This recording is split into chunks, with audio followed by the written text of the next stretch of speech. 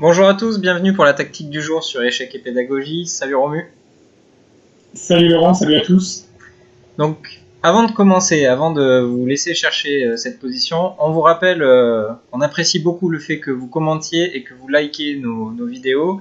N'hésitez pas à vous abonner et à activer la petite cloche pour recevoir les vidéos et ainsi pouvoir être mis au courant chaque fois que vous avez un nouveau support de cours, on va dire ça comme ça, ou une nouvelle tactique, ce genre de choses. Donc Romu, aujourd'hui, le trait est au noir. J'ai oublié de vous dire, on vous laisse chercher, on vous laisse mettre en pause, et ensuite Romu va tout vous expliquer. Et donc vous avez compris, ça vient au noir.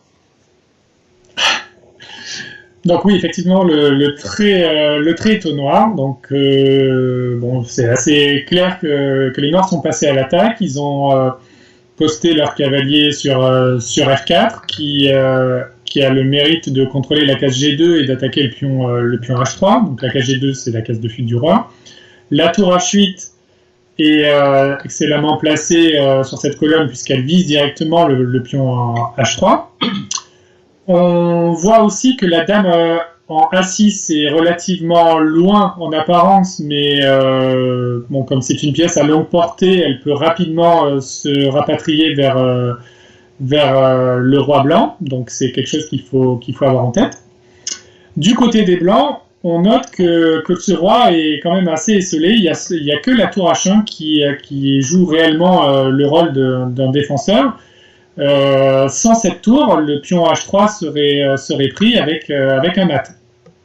Donc les Noirs pourraient jouer tour pion H3 mat. Donc c'est quelque chose qu'il faut avoir en tête. C'est un signal extrêmement important dans la position.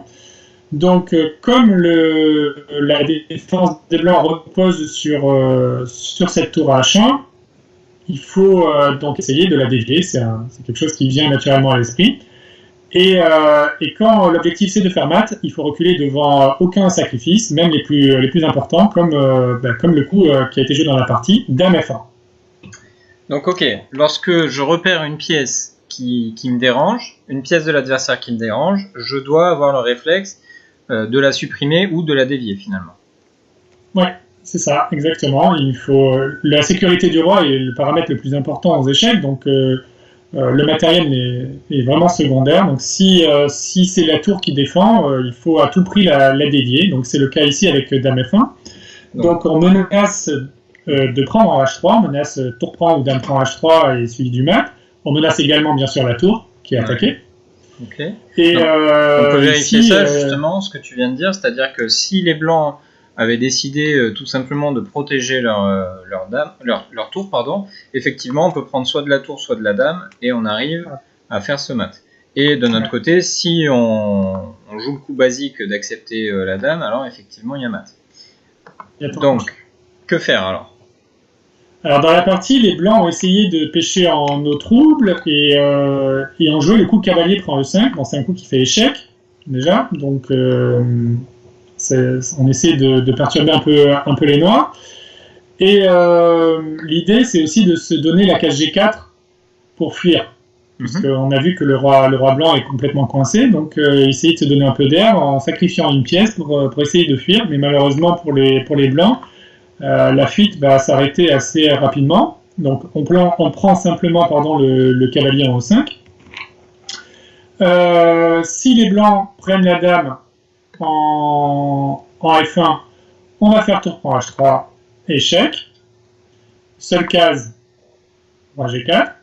Et on fait intervenir une pièce supplémentaire à l'attaque. On voit que le roi blanc se situe sur une case blanche. Donc le fou de case blanche peut se frotter les mains et rentrer en piste. Et avec un effet immédiat, puisqu'après fou D7, les noirs font mat. Okay. Et je pense que oui, il y a peut-être une alternative, c'est après D prend E5.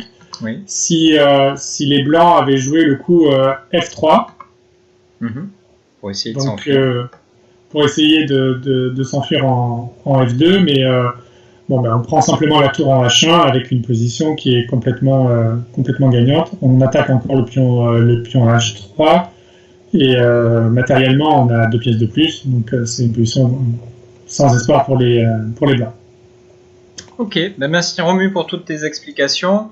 Donc jolie Merci à toi. tactique du grand maître Game of Session, qui a eu le réflexe donc de trouver quelle était la pièce qui dérangeait son attaque, quelle était la pièce blanche qui dérangeait son attaque, et a ainsi pu trouver la jolie déviation avec Dame F1.